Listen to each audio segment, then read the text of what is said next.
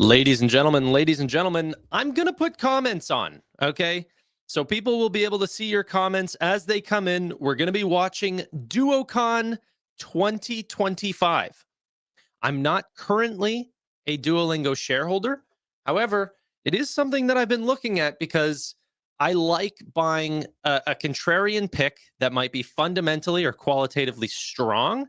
However, might be misunderstood in the markets because people um, ascribe how strong a new AI product is going to be in a new market. So this is why we are going to listen to Duocon 2025. Should be about 1 hour long. And this should show us if we should be investing in a company that's able to push out new products, one that continues to create sticky users, more value to paid members, and just generally show off something that I want to see from an investing standpoint, not necessarily a user standpoint, but the users are the ones that are going to create, uh, all these sort of things. Duolingo, you mean D-Local? No. This time I mean Duolingo. Okay. There's actually a lot of people waiting for Duocon 2025, which is pretty exciting. There's a lot of people typing in their live stream in a ton of different languages. And we're ready to get going. It's just whenever they're going to start their stream. If they're anything like me, they're going to be slightly late, but the content hopefully is okay. Yeah. Tanner, where's your D-Local video? It's in the live stream category. It says new stock I'm going to buy Monday or something, which I did buy. And then it ran almost like 4% consecutively for 2 days. So it was a lucky timing that hopefully doesn't bite us in the butt. Now, speaking of the stocks, Duolingo is up 3% going into today as people are awaiting this Duocon 2025. They only run this event, once a year. They end up showing off many interesting products, and they do have sort of a category online of saying what they're going to talk about. So we already know that they're going to talk about A/B testing. They're going to talk about chess on Duolingo, Duolingo Score, video calls with Lily, which I'm pretty sure is their AI bot that's also helping people learn. So it's not just about how good are you in text. And we are about to get started here. 20 seconds left. We now have a timer. Whenever things are getting ready to get started. Duocon, yes.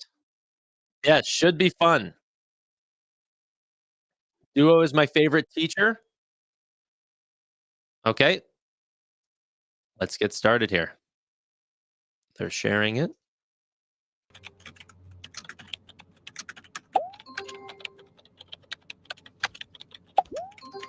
I'm pretty excited, honestly. I like learning about new companies.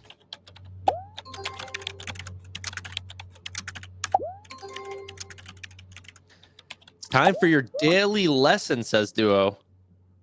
Open Duocon 2025.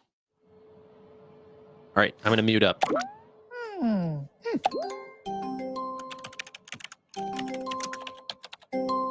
What now? Whopping, whopping, bing. Whopping, whopping, bing. No, I'm not hosting Duocon. Whopping, whopping. Wow. Are you trying to blackmail me right now? Whopping, whale, bing. Ugh, fine, I'll do it. Whopping, bing. But you're not gonna like it. Whopping.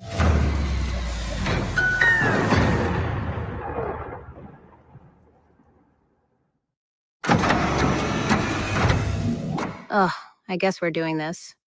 I'm Lily. Welcome to Duocon. If you're wondering why I'm not there in person, you couldn't pay me to leave my room.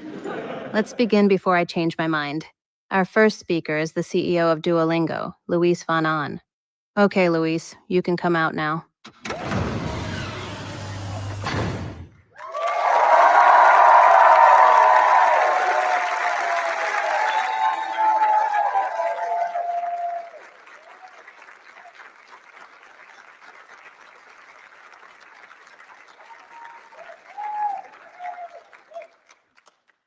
education is everything.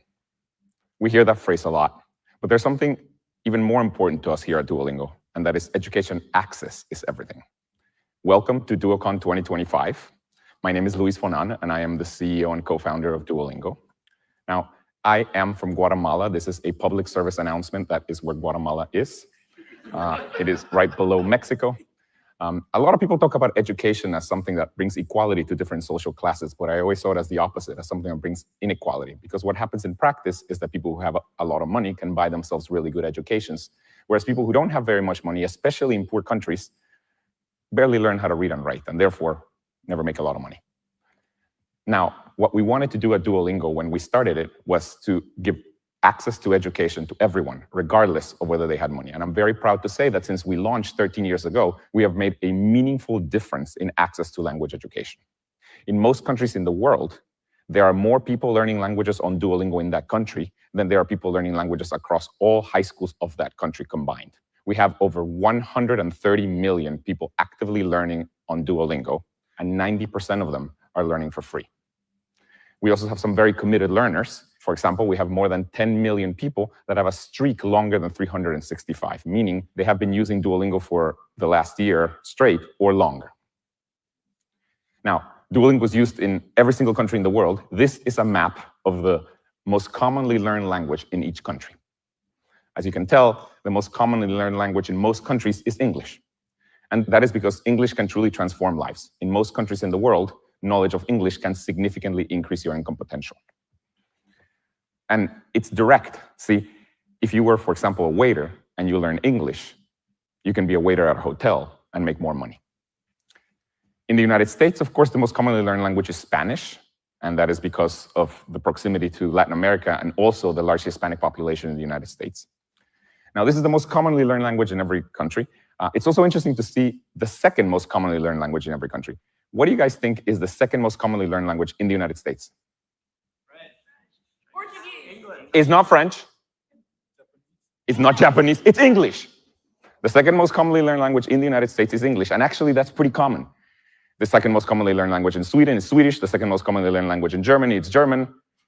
In Italy, it's Italian. In Spain, it's Spanish. In Norway, it's Norwegian, and so on.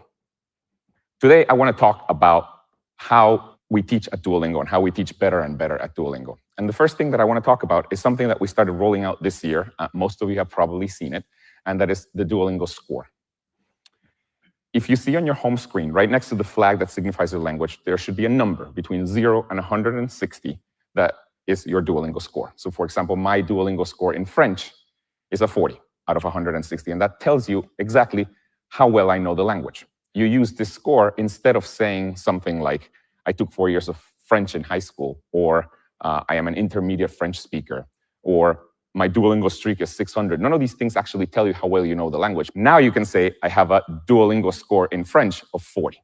Now, let me tell you what the different ranges of the score mean so that you get a good idea. So for example, from 0 to 29, if your score is from 0 to 29, that is a beginner level. If you're familiar with the Common European Framework of Reference, or CEFR, the range 0 to 29 is equivalent to the level A1 in the CEFR. Here, you learn things like the present tense, or simple greetings, or very common words. The type of sentence that you would see in this level or in this range of scores is something like, the dog runs fast. By the time you get to score range 30, so when you finish this range, when you get to score 30, you can get to a point where you can communicate to somebody as long as the thing you're trying to communicate is not very complicated and as long as they're very patient with you. The range 30 to 59 of Duolingo score is like a pre-intermediate level. This is equivalent to the level A2 of the CEFR, and the type of sentence that you see here is something like, the dog has always run fast.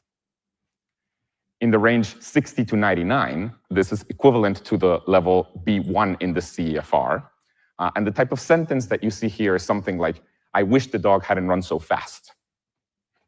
Here, you learn how to express your thoughts. Now, the range 100 to 129 is really important and really interesting to us. This is equivalent to the level B2 in the CEFR. The type of sentence that you would be able to master in this range is something like this. This is a sophistication. Who would have thought that the dog runs so fast? This is a level that we call independent. And why it's so important for us is because by the time you finish this level, by score 130, that is the point where you can get a knowledge job in that language. You may not be able to understand wordplay really easily, or you may not be a poet, or you may still have an accent, but you can get a knowledge job in that language. So for example, if your English level is 130, you could get a job in the United States as a software engineer, or you could be a university student. And for us at Duolingo, this is the goal. We're trying to get everybody to a score 130 in the language that they're learning so that they could be in a position where they could get a job in that language. And this is why our courses don't teach past Duolingo score 130. So even though the score goes all the way to 160, we don't teach past score 130. And it's because at that range, we're just talking about very sophisticated language. So for example, the canine's legs had exerted enough kinetic energy so as to allow him to run with high velocity. We expect people to learn this type of language by themselves, and we just want to get people to a score where they could get a knowledge job in that language. Now, our courses to teach English, Spanish, and French can get you to Duolingo score 130, meaning if you finish the entire course, you could actually be in a position where you could get a job in that language. We're very proud of that. Our courses to learn German, Italian, Japanese, Korean, Chinese, and Portuguese currently get you to score 60, but in the next few months, we're going to be able to get you to score 130, so we're very proud of that. Now, we all know that learning a language takes a long time. This is a table of how long it takes on average to get to different scores on Duolingo. So for example, to get to a score 30, it takes 93 hours. Now, if somebody tells you that they have a streak of 1,000, that shows that they're very committed. But if they only do one lesson of Duolingo per day, each lesson takes about 3 minutes, after 1,000 days, you've only done about 50 hours of work. So if somebody tells you they have a streak of 1,000, you should congratulate them because that means they are very committed. However, it may not mean they know a lot of the language because they have not even passed the beginner level. So this is why it's much better when you're talking to somebody to tell them what your Duolingo score is rather than what your Duolingo streak is. To get to a score 60, you need 192 hours. To get to a score 100, it takes about 397 hours. And to get to a score 130, remember, this is the place where you could be good enough in that language to get a job in that language. It takes about 550 hours. Now, we're very proud of the fact that after 554 hours, you can get to a pretty advanced level of the language. Now, for some of you, 550 hours may seem daunting because it seems like a lot of time. But this is the magic of Duolingo. This is why we work so hard to keep you motivated. This is why we have features like the leaderboards that get you to do more lessons every day, or this is why we have features like the friend streak that get your friends to encourage you to continue doing lessons on Duolingo. Now, being able to teach all the way to the point where you could get a job in that language really requires a lot of sophistication in the way we teach. And as you progress in your score, the course actually changes to be more and more sophisticated. So for example, at the beginning of the course, when your score is a low number, you may get a sentence like this, sí, yo hablo español, meaning, yes, I speak Spanish. But as your score gets higher and higher, you may start seeing exercises like this one, which gets you to read a whole paragraph. We also have different types of lessons that teach the different aspects of the language. One of my favorite type of lessons is adventures. What adventures do is it's like a little game, and they help you figure out how to navigate the world. Let me show you what they look like. Hola, Lucy. Hola, Sari. Quiero café, por favor. ¿Quieres café con leche? Sí, quiero café con leche. Y quiero un sándwich.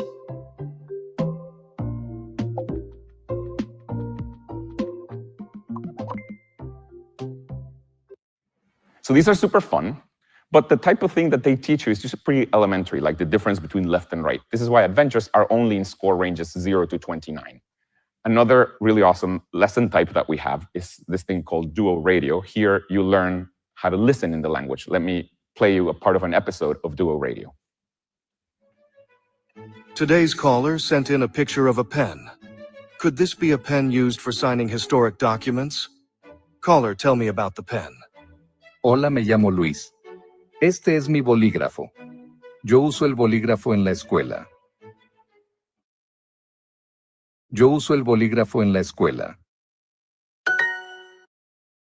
So for the early score ranges, these episodes are bilingual. So if you're a native English speaker learning Spanish, you'll see a lot of English and a little bit of Spanish because that's all you can handle. But as you get to higher and higher score levels, the episodes are going to be only in the language that you're learning, and they're going to have more complicated subjects. Another lesson type that I really like is stories. Here you practice reading. And again, stories evolve as you increase your score. So in early score ranges, the stories are pretty simple. They're probably just a story of two people bumping into each other. But as you get to higher and higher score levels, these stories get more and more sophisticated. So it may be a story about a love triangle, for example. Now, we're very proud that when you put all of this together, it really works. Our research team has run dozens of studies that prove that people actually learn on Duolingo. Let me tell you about one study that we did that we repeated across different years. This study we ran in 2020, 2023, and 2024. And here's what we did. We took people who didn't know any of the language that they were learning. They learned on Duolingo and only used Duolingo. And when they got to a certain point in the course, this is the point where you have Duolingo score 60. At that point, we tested them to see how well they listened and they read. And then these are the results. As you can see, over time, Duolingo is actually getting better. The people that we tested in 2023 did better than the people that we tested in 2020, and the people that we tested in 2024 did better than the people that we tested in 2023. So Duolingo is getting better over time at teaching. Also, starting in 2023, the people who reach score level 60 actually have a CEFR level of A2, meaning they really are learning what we expect them to learn, and we're very proud of this. Now, the Duolingo score is a great way to show people how well you know the language. But it is not certified, so you can't use this score to apply to a university, for example. But there are cases where you may need to have your score certified, especially if you're learning English. So for that, we have this thing called the Duolingo English test. The Duolingo English test is a test that you can take from anywhere. You can take it from home on your computer, and you pay $70, and you get a certified version of your score. So you get a certificate that tells you your Duolingo score. And this certificate you can actually use for all kinds of things. For example, if you're applying to a university here in the United States as a foreign student, 99 of the top 100 universities, according to US News & World Report, accept the results of the Duolingo English test as proof of English proficiency. In fact, over 6,000 academic programs across the world accept the results of the Duolingo English test.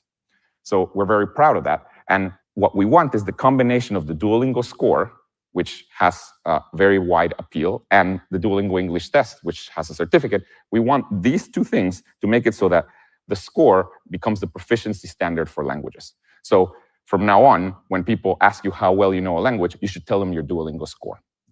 This is all I wanted to talk about today, but we have a great show. You're going to get to hear about video call, which allows you to practice conversation. You're going to get to hear a really exciting partnership about sharing your score. And you're going to get to hear about our chess course. And also, you're going to get to hear about how we do product development on Duolingo. Thank you, and enjoy the show.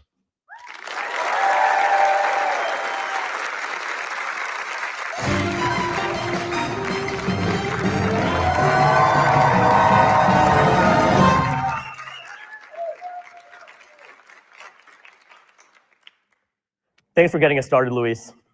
You guys want to hear a fun fact? Did you know Luis calls his mom every day? That's impressive. I'm pretty happy about the fact that I call my mom 2 or 3 times a week, but every day, that's next level. With so many things going on in our lives, it's pretty hard to call our parents and make sure they get the really important life updates like what we ate for lunch or if we did our laundry. These are the things our parents need to know. So if it's so hard to call our parents every day, you know it's even harder to call Lily and get your language practicing. Last year, we announced Video Call with Lily, a feature to help you get this essential conversational practice. I'm Yash Patel, the engineering lead for this feature, and I'm here to tell you how we're making Video Call with Lily even easier than calling your mom. First off, we had to make Video Call more available. Now, it's available to all Max subscribers in our top 9 courses. In each unit, there are 5 video call sessions, and there's even a dedicated tab for this feature. The short story is you should always have a way to call Lily. I mean, you might as well make her your new emergency contact. Every day, Lily does the work of over 500 language tutors working 24 hours a day to give you conversational practice on demand, making her one of the largest conversational agents on the planet. So now you're getting your speaking practice in, but we want you to work smarter, not harder. So let's think about this in 2 parts. First, I want you to think about the very first time you rode a bike, you learned to swim, or the first time you drove a car.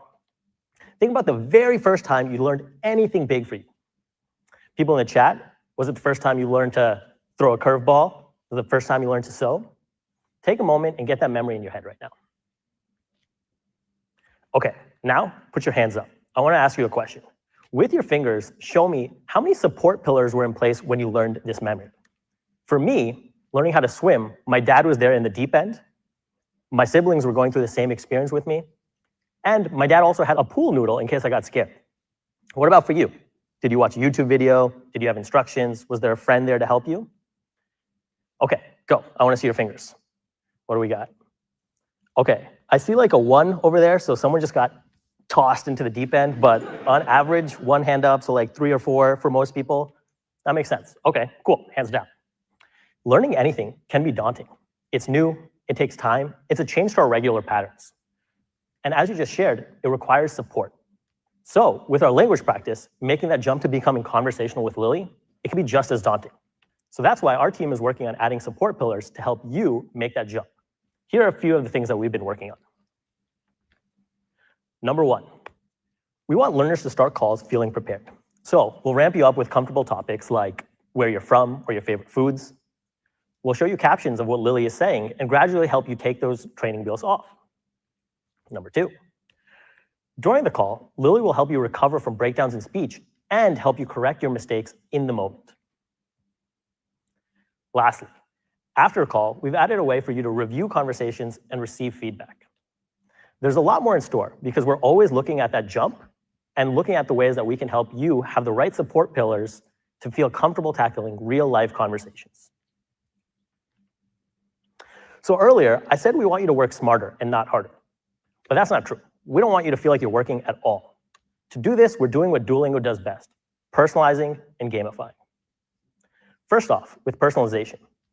If the conversations are too hard, Lily will make them easier. If they're flowing, Lily will keep them going. In between sessions, she'll remember things about you and follow up on the topics that you care the most about. Then, there's a lot more that we could do to make video call feel like a game. There are unique topics, matching backgrounds, and on each turn, Lily will visibly react to what you have to say.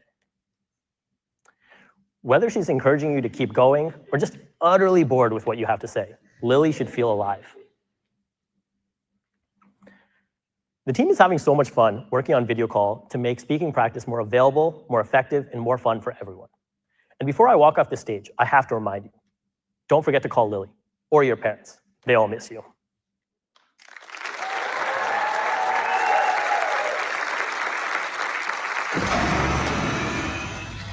That was Yash talking about video call. Yes, the one where you practice speaking with me. I know, I'm great. You're welcome. Next up is George, VP of Business Development.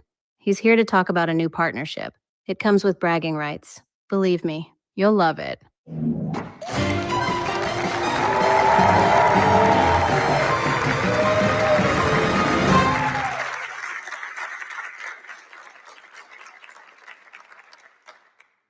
I'd like to run a small experiment. Let's see how multilingual this crowd is. Raise your hand if you've ever tried to learn another language. Okay, that makes sense. It is a Duolingo conference after all. Keep your hands up, actually, if you've struggled to explain to people how good you are at this language. Okay, I still see most of the hands up. This is hard. Folks on chat, when someone asks you, how good are you at this language you're learning, react with an emoji to let us know how you feel answering this question. See, this is a common struggle, but it doesn't need to be. Hi, my name is George, and I'm a Spanish 58. Sometimes saying I know some Spanish just doesn't cut it because it's so broad. But what if you could say a number, and that number meant something? Like a credit score, but for language. This is where the Duolingo score comes in. You've heard a lot about the Duolingo score today, and that's by design. If there's one message we'd like you to take away from Duocon this year, it's this.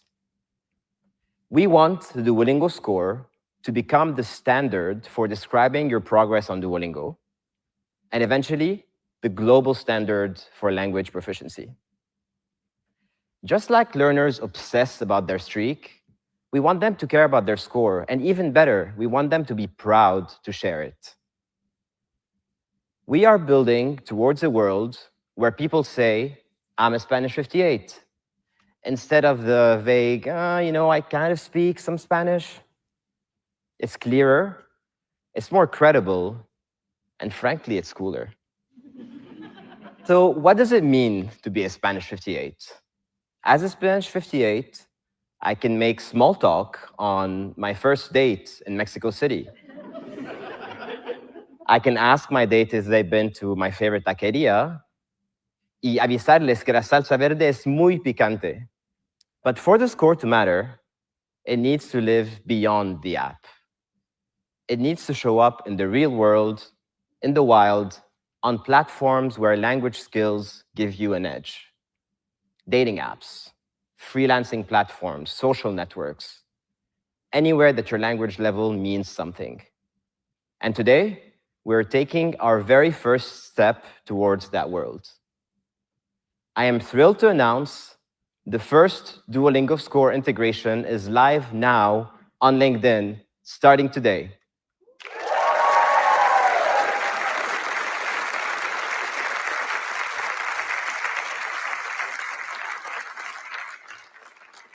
As of right now, you can connect your Duolingo and LinkedIn accounts and proudly showcase your score on the world's largest professional network.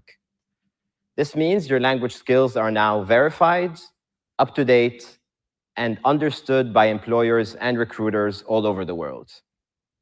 Are you a French 50 and an English 25? Maybe you're Japanese 10 that's increasing every week?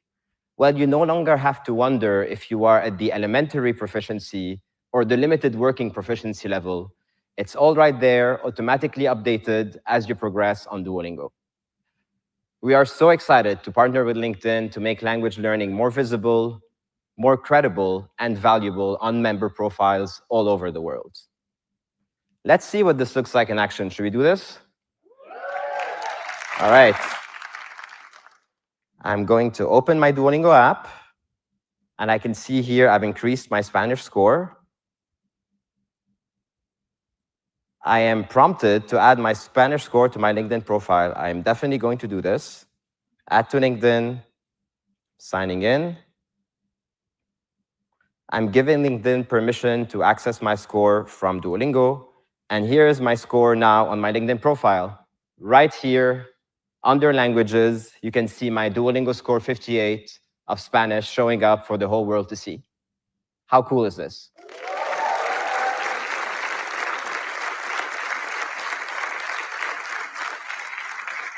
So what's your score? Before Duocon ends today, open your Duolingo and share your Duolingo score on LinkedIn. You'll be amongst the first people to do that in the world. And for people here in the audience, let's do this together. When I say go, turn to someone next to you, introduce yourself with your name, a language you're learning on Duolingo, and your Duolingo score. Are you ready? Go.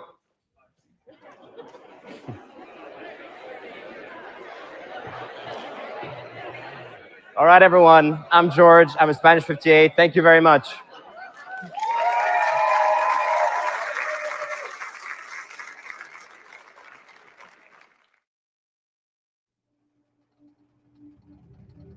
I don't care if you're the popular kid or you're not. Everybody has an education horror story. I want to undo that. When I enrolled in my PhD program, I was Duolingoing just an unreal amount. I loved it because it gave me a confidence that I didn't have before. And then it kind of like leaked into my tutoring practice. I have the widget on my iPad background, and my students will like point at it and be like, oh my gosh, you have a 780-day streak? Like, that's insane, dude. Then I can be like, yo, add me. And I can send them high fives or praise them in some way, shape, or form. And then they start doing it regularly.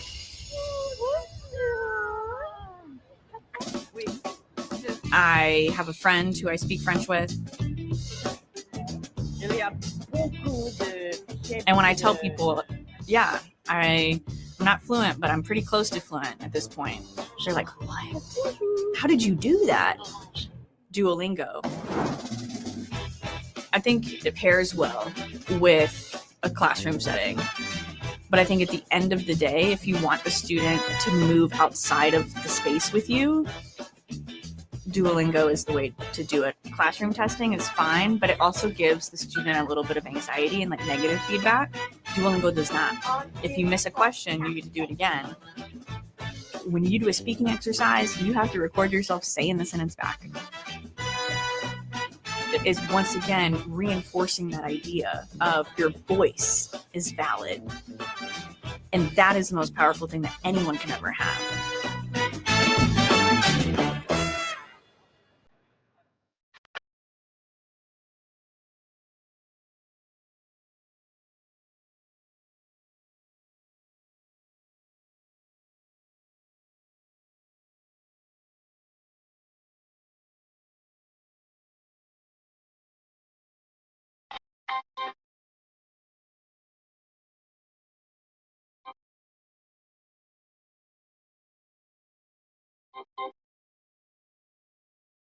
What do you guys think so far?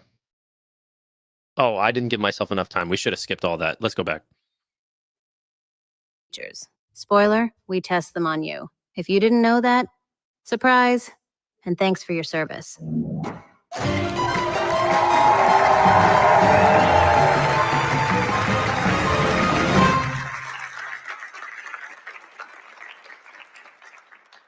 How many times have you been at a fork in the road and you weren't quite sure about what to do? Decision A or decision B? Or maybe you already made a decision, but there's this cloud of uncertainty weighing on you. Am I on the right path? Am I still on track? Should I have chosen differently?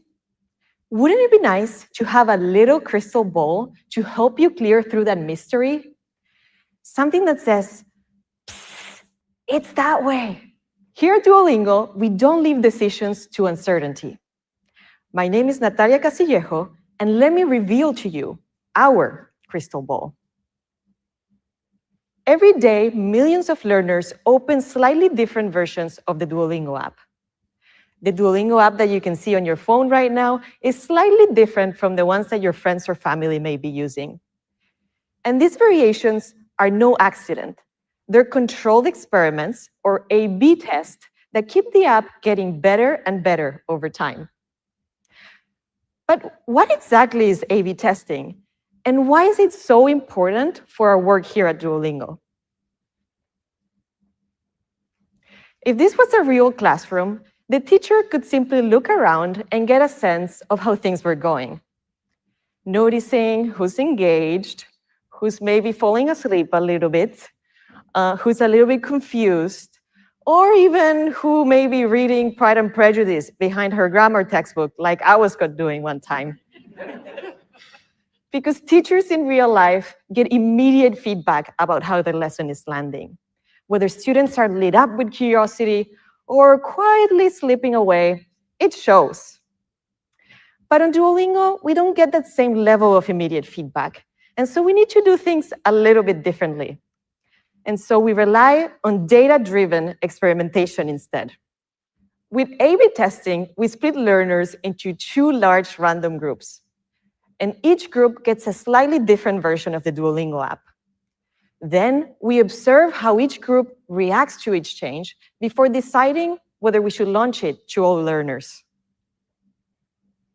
Take our radio lessons, for example. These are bite-sized listening lessons sprinkled on your path. In our A/B test, we split learners into 2 large groups, and one group got access to these lessons in their path, and the other group got just the regular Duolingo path, but without the radio lessons. We ran this experiment for a few weeks, and then we looked at some metrics. Whenever we run an A/B test, there's a few metrics that we look at, such as how many minutes are people spending on Duolingo learning? Or how many answers are they getting correct? And how likely are they to return to the app the next day to extend their streak? Even a tiny small increase in some of these metrics can translate to millions of minutes spent learning on the app each day. And in the case of radio, we saw that people who had access to it were way more likely to extend their streak and also improve their listening skills. And so we were confident in our decision to launch radio to all of our learners. But we don't always get it right. Remember that early version of chatbots from 2017? We were so passionate about this feature that would allow learners for the first time to practice realistic conversations on Duolingo. Have you ever gotten really excited about something? Maybe it's an idea that you just had, or someone you just met, or like for me, a book that you just can't seem to put down? Well, at Duolingo, we're human too, and sometimes we get a little bit carried away with our excitement. That chatbot feature, we were so confident it was going to be so good for learning and make the experience so much more fun for you. But we were wrong. Thankfully, we honored our A/B testing methodology, and it was you who said, you know what? This actually does not work for me. You didn't need to tell us directly. Your lack of usage told the story. And it was you who cleared away the uncertainty and showed us the right path, which makes you our crystal ball. Here are two other examples of A/B testing. First, the new energy system.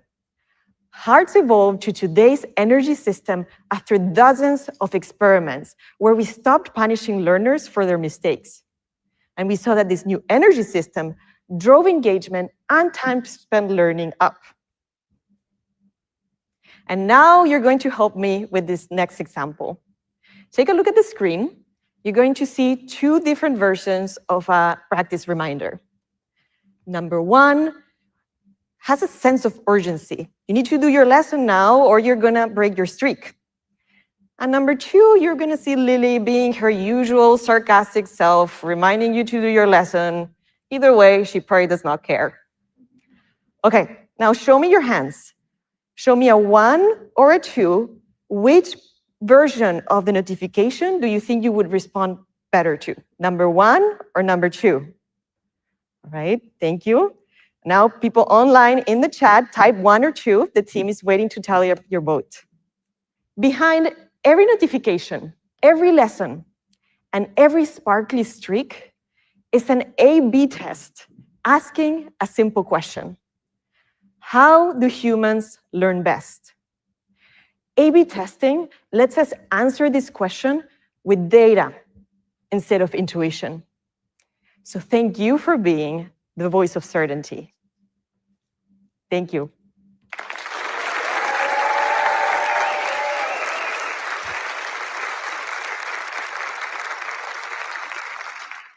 Do you have problems? Specifically math problems? Do numbers confuse you? Do simple tasks like calculating a tip make you physically, emotionally, and spiritually unwell? You are not alone. But now there's a cure. Try Duolingo Math, a safe, effective. So just really quickly, while we're waiting here, I hope Duolingo Math does well. I think it's a very interesting product. I had wished that they showed off. This is their one annual event, massive event. I wish that they had showed off some more new products than just the LinkedIn product, which I do think, by the way, is a very big deal.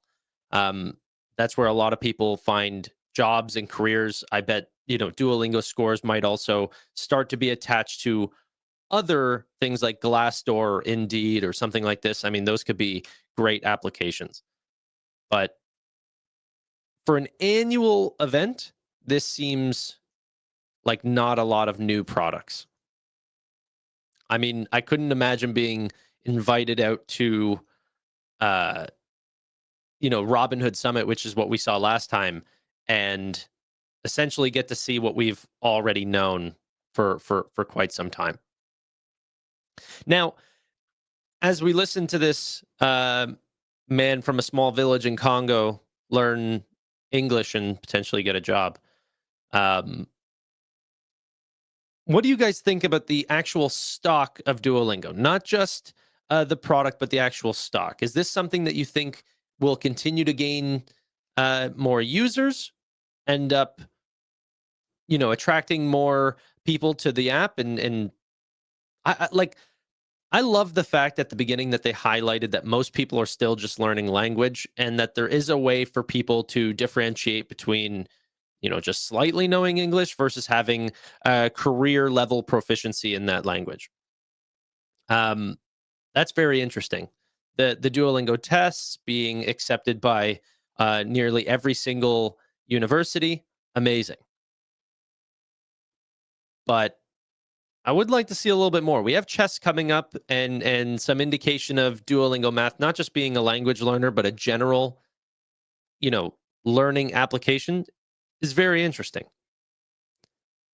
But I continue to watch this stock. I mean, the stock has fallen since the announcement. It was at 3. It was up 3% whenever this event had started. It's now down to 2.1%. It's still up, but it had fallen, roughly 0.9%. So we'll see. We'll see. Overall, I mean, not everyone is going to be hyped, but if the users are hyped up, that's what I care about. Those are the people that are going to come back, pay for premium, everything like this. So I'm aware it's not my audience 100%, but I'm still enjoying the fact that they, like, an application that is teaching people language is filling a room to teach others. Let's get back to the video. Apparently we teach chess now. I know, even I'm impressed. Anyway, I'll let Oscar explain. Thank you, Lily. Yes, we've added chess to Duolingo. Finally, a game worthy of my time. We'll teach you how to play, how to think strategically, how not to embarrass yourself, and best of all, I'm in it. To explain how we're teaching it, meet Elisa, one of our wonderful learning designers.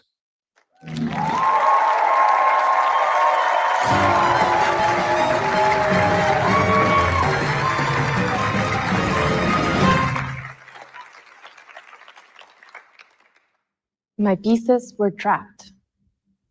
The stakes were high, and the loser paid for dinner.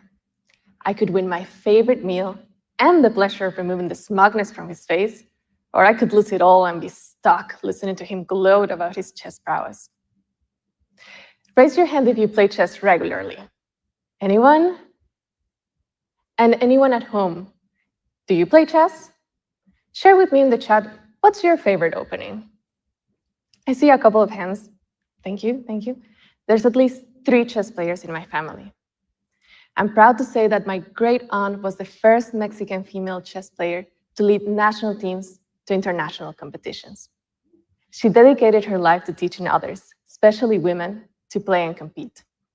She believed that chess is not just a simple game. Players have to use critical thinking skills, solve problems creatively, and make plans with multiple options. But it has a human element too. You learn to think from someone else's perspective. What do they see? What are their plans? And how can you thwart them? And you learn how to lose and win humbly. Hi, I'm Elisa Camps-Troncoso, and I'm proud to be following in my great aunt's footsteps as a learning designer on the chess team. So, back to that fateful day. It was hot, the sidewalk was getting crowded, and there were actually people standing around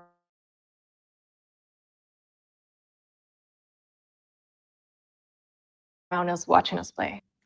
I felt watching my moves. Were they trying to figure out my strategy? Were they rooting for me or for him? Were they confused? Or were they just intrigued by the game?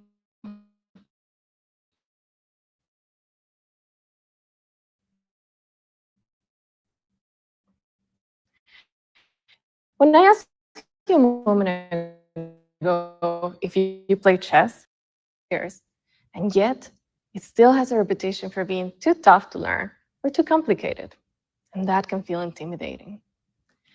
Many beginners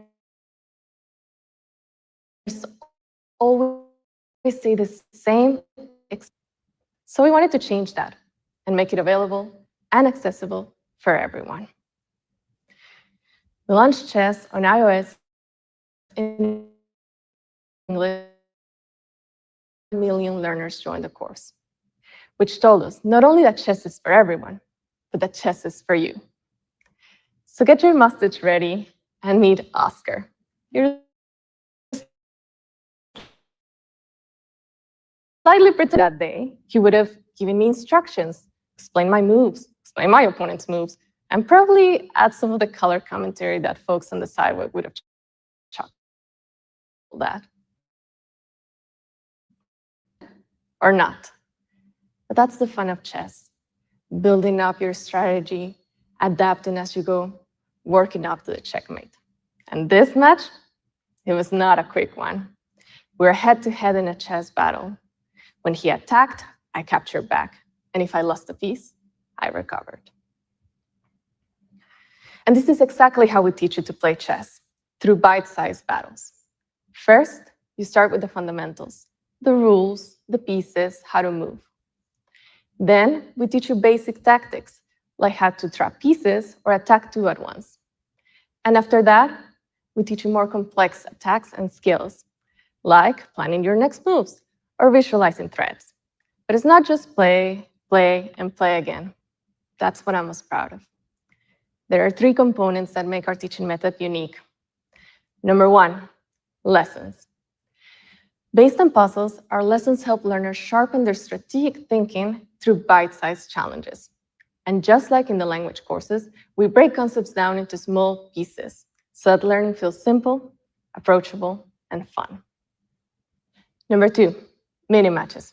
To get your adrenaline going, you'll encounter mini-matches, where you have to capture as many pieces as you can in 90 seconds. This is where we take some of the anxiety out of the process. This is your playground. You don't have to worry about checkmate. You just need to capture and have fun. Mini matches will allow you to focus on your muscle memory and gain confidence seeing yourself in action. Number 3, our capstone experience is, of course, a match against Oscar. Just like in language, it is not enough to learn words and phrases. You need to put them into practice. So after going through a chess unit, you should put your newly acquired tactics to the ultimate test and play a match against Oscar. He will not just play in silence. He will comment on your moves, gloat if he captures, and pretend it was all part of the plan when he loses a piece, just like my opponent did. And Oscar will evolve with you, win or lose, and get progressively harder the further you advance. So the match was coming to its end. Everyone is still staring. He was getting ready to checkmate, but I got there first. I won, just like you can. Chess is available now in English and Spanish on iOS, and we will launch it soon in French, Italian, Portuguese, German, Japanese, and Chinese. We've been working around the clock to bring it to Android, so you can learn and play chess anywhere in the world. So let's try this again. Raise your hand if you want to play chess. I'm so excited to see you all become grandmasters. Remember, chess is for you. I'd bet dinner on it. Thank you.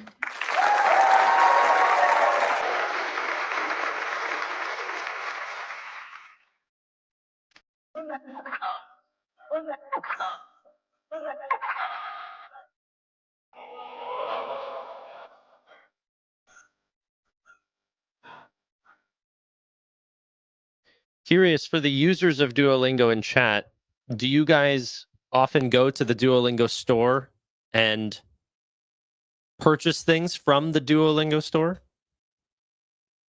It's obviously not the main part of their earnings, but I'd be curious to know.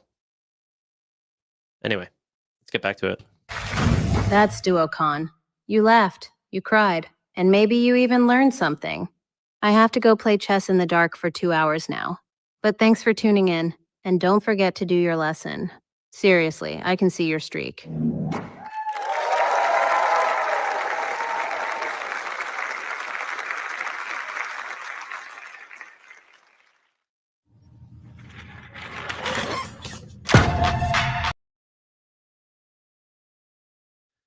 That was it. I wish there was more new things than that. However, the LinkedIn part is a good first start. Hopefully they can roll out some more stuff as time goes on. For those that are actually investing in this company and are looking forward to potentially, buying into this stock, the event started at noon, so right around here. It was not as exciting, I think, as what people were expecting. Ended up pulling the stock down by roughly 1.3%. It was okay. I think out of the events that I was searching through, it was the least exciting out of the other events that I've seen from Duocons. But who knows? I'm not a shareholder, but we always are looking forward to potentially taking a share in some businesses. And the fact that it's wrapping up is not making the stock too happy. But ladies and gentlemen, I'll wrap there. Just wanted to see the event. Got to get back to some things. Hopefully you guys are all doing well. Let me know in the comments down below if Duolingo is on your investing radar. But bye for now.